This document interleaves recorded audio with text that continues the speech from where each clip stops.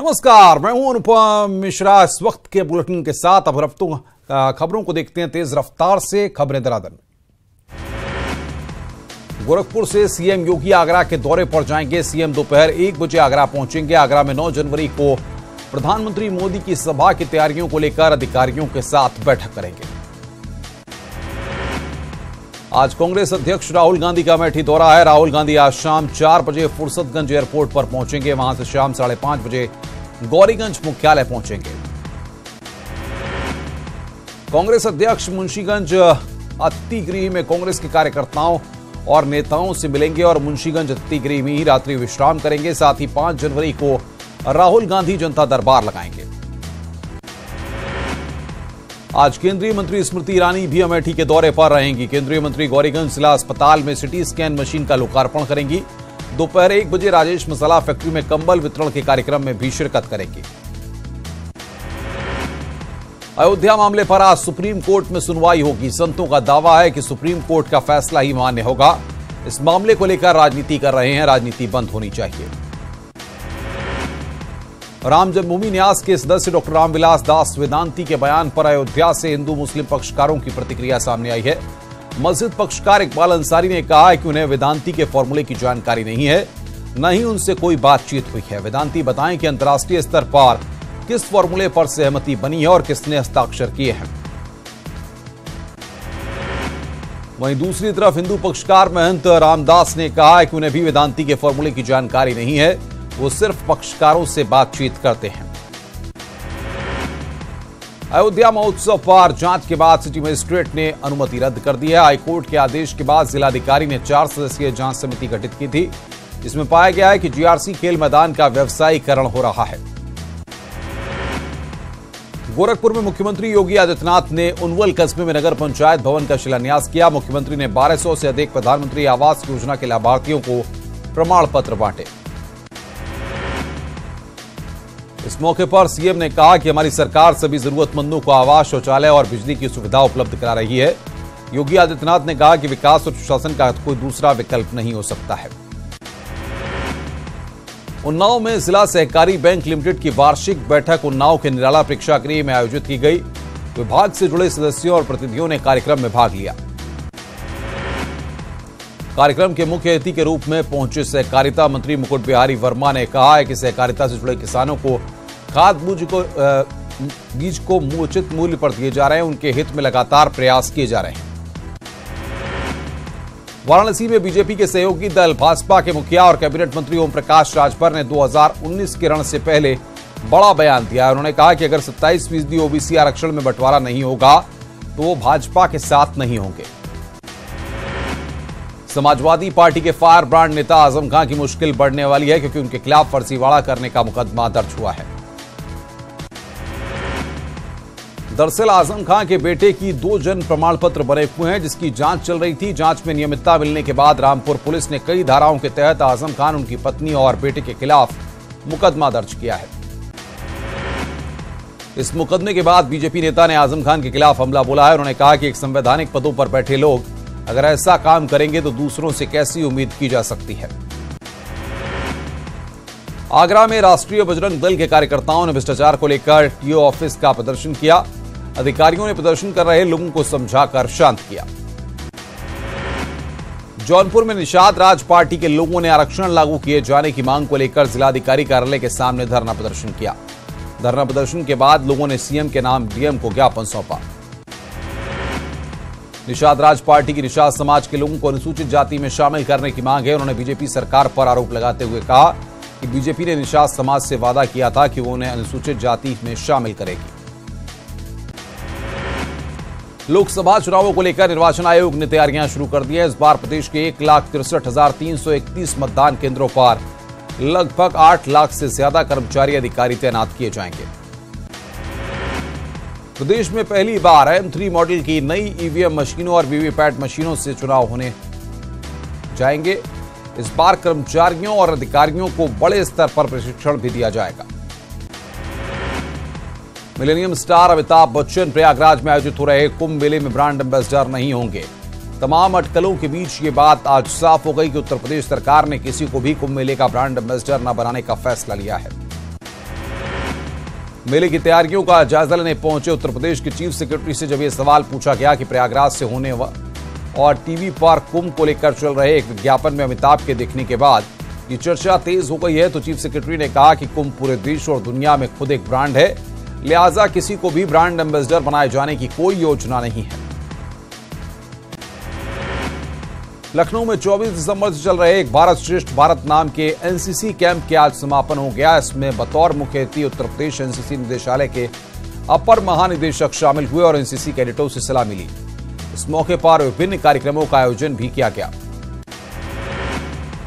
लखनऊ के कारोबारी के साथ देवरिया जेल में मारपीट के मामला सामने आने के बाद अतीक अहमद को बरेली जेल शिफ्ट किया गया।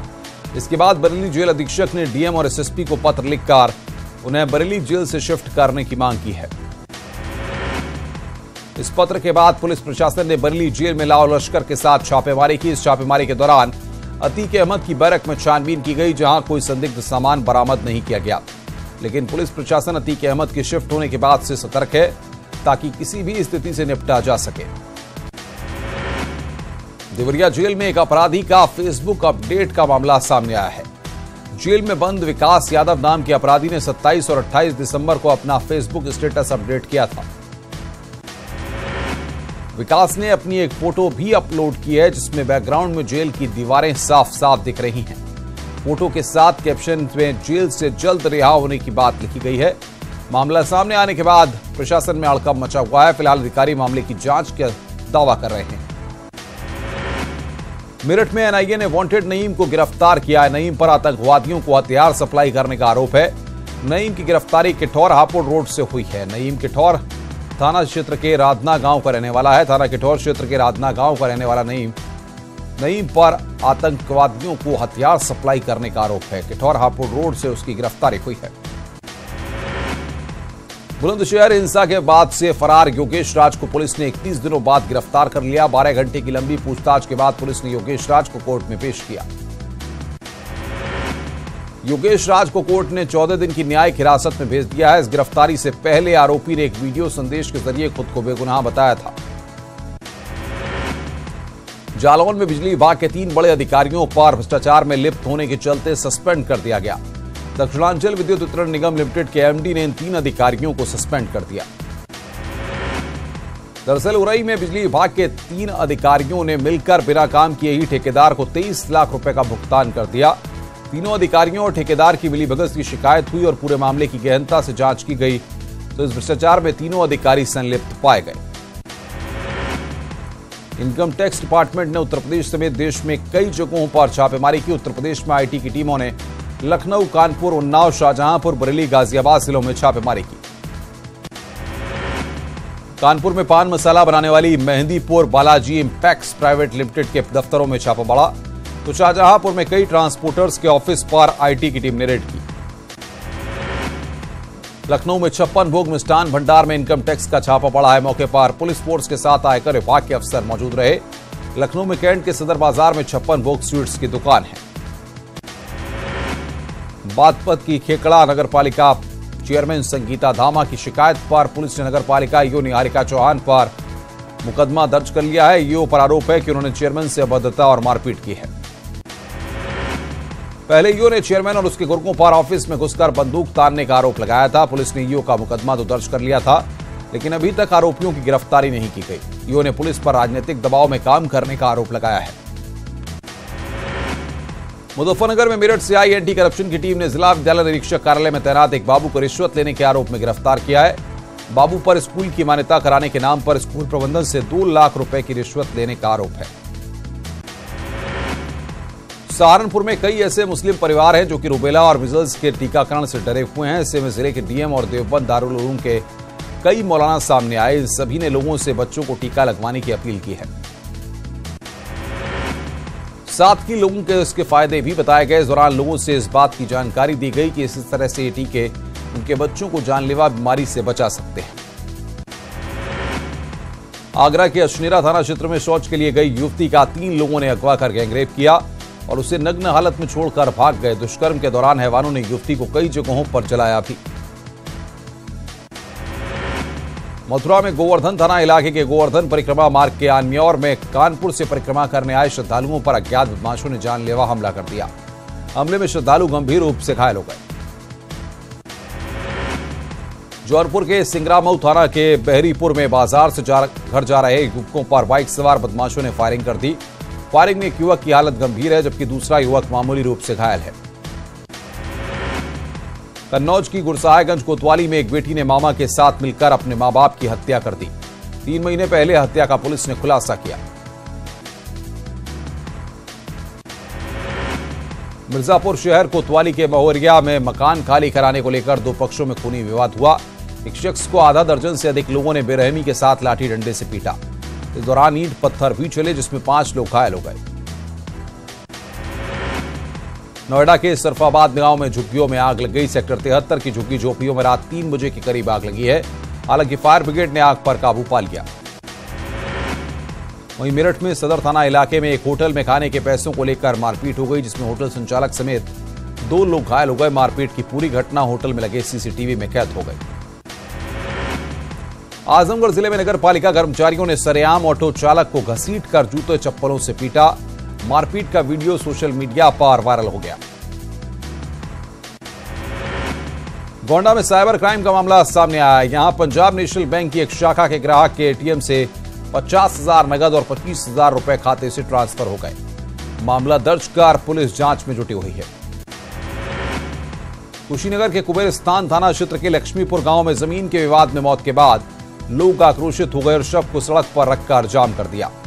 ग्रामीण मृतक के परिजनों को सरकारी मदद दिलाने की मांग कर रहे थे। मेरठ के थाना पल्लवपुरम में उस वक्त हड़कंप मच गया जब टेंट के सामान से भरे ट्रक में आग लग गई। देखते ही देखते ट्रक जलकर खाक हो गया। बताया जा रहा है कि दमकल को सूचना दी गई थी, लेकिन दमकल की गाड़ियां वक्त पर नहीं पहुंची।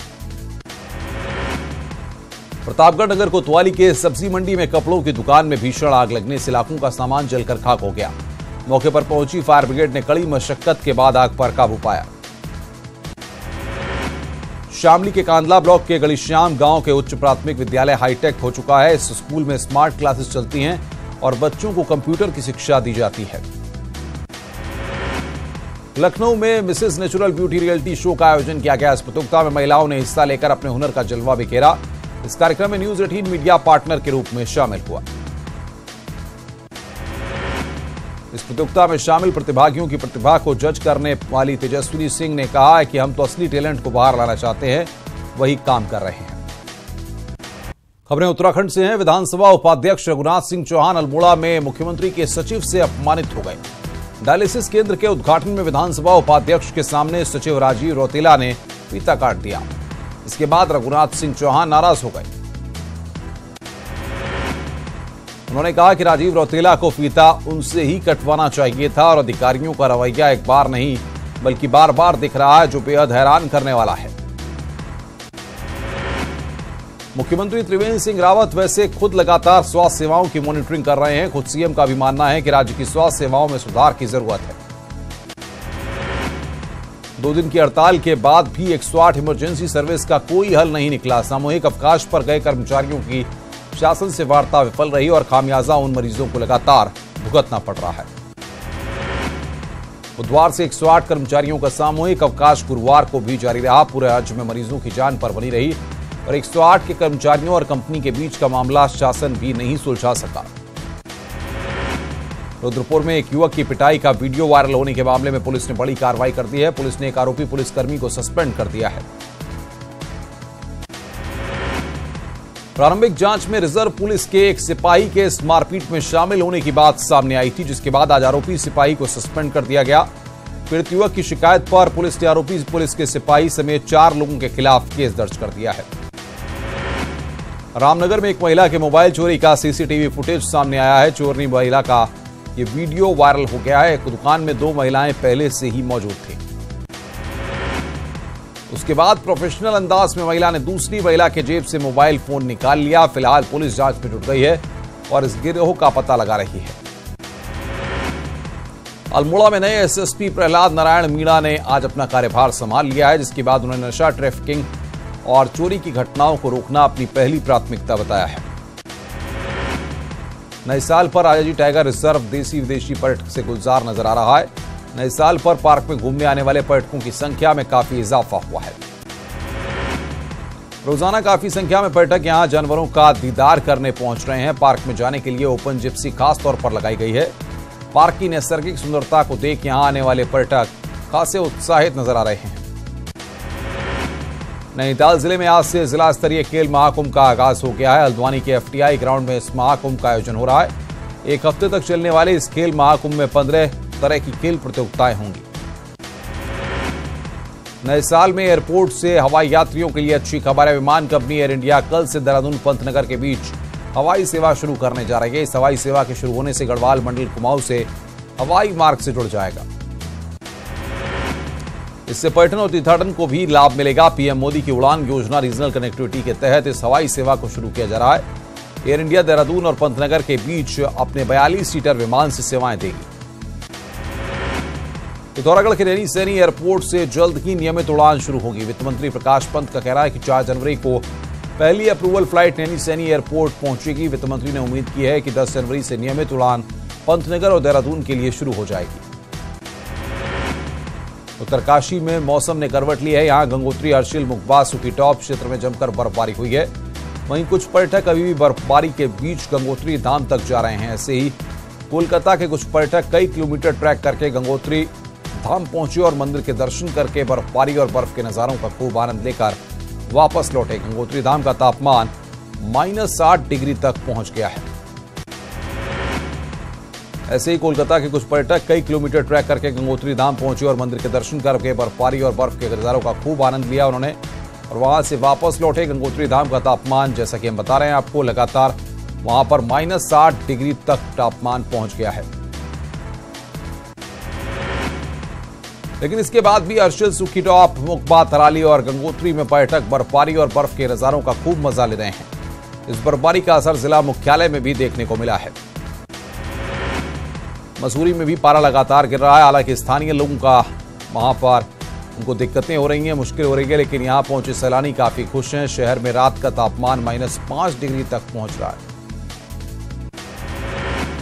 ठंड ने करीब 10 साल का रिकॉर्ड तोड़ दिया और यहां पर शहर में पाला बर्फ की तरह पड़ रहा है, जिस पर गाड़ियों के फिसलने का खतरा बना हुआ है। दिल्ली में 3 मंजिला फैक्ट्री में ब्लास्ट हो जाने से बिल्डिंग की छत गिर गई। हादसे में 6 लोगों की मौत की पुष्टि हो चुकी है। कई लोग घायल हो गए हैं। सबरीमाला मंदिर में महिलाओं के प्रवेश के बाद केरल में हिंदू संगठनों ने गुरुवार को बंद बुलाया था। इसका असर पूरे प्रदेश में दिखा। बंद सुबह 6 बजे से शुरू हुआ। सबरीमाला कर्मा समिति और अंतर्राष्ट्रीय हिंदू परिषद की ओर से बुलाए गए इस बंद को बीजेपी का समर्थन है। वहीं कांग्रेस और यूडीएफ ने केरल में काला दिवस के रूप में मनाया। केरल महात्मा गांधी, कालीकट, कन्नूर के कई विश्वविद्यालयों ने अपनी परीक्षा को टाल दिया है। तमाम जगहों पर दुकानें बंद रहीं। तिरुवनंतपुरम में ऑटो रिक्शा, 2 पहिया वाहन ही रेलवे स्टेशन के पास चलते दिखे, जबकि कोझिकोड में प्रदर्शनकारियों ने हिंसक प्रदर्शन भी किए।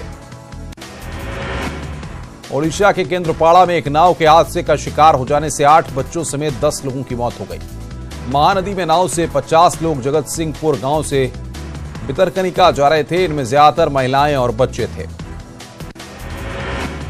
कर्नाटक के बेंगलुरु में इनकम टैक्स की टीमों ने फिल्म इंडस्ट्री से जुड़े लोगों के यहां पर छापे मारे। 50 से ज्यादा के ठिकानों पर हुई छापेमारी में कई अभिनेता, फिल्म निर्माता, निर्देशक और अन्य लोग शामिल हुए। इन लोगों में अभिनेता शिवराज कुमार, पुनीत, सुदीप, यश, प्रोड्यूसर रॉकलाइन वेंकटेश, मनोहर VR, विजय किरण गुदरू, जयन्ना शामिल हैं। गुजरात के जूनागढ़ के पास गिर के जंगलों से एक अनोखी तस्वीर सामने आई है। यहां एक शेरनी तेंदुए के बच्चे का पालन अपने बच्चों के साथ कर रही है। तेंदुए का बच्चा भी शेरनी का ही दूध पीकर बड़ा हो रहा है। पिछले 5-6 दिन से वन विभाग इस शेरनी पर नजर रख रहा है। साथ ही तेंदुए की मां की तलाश की जा रही है।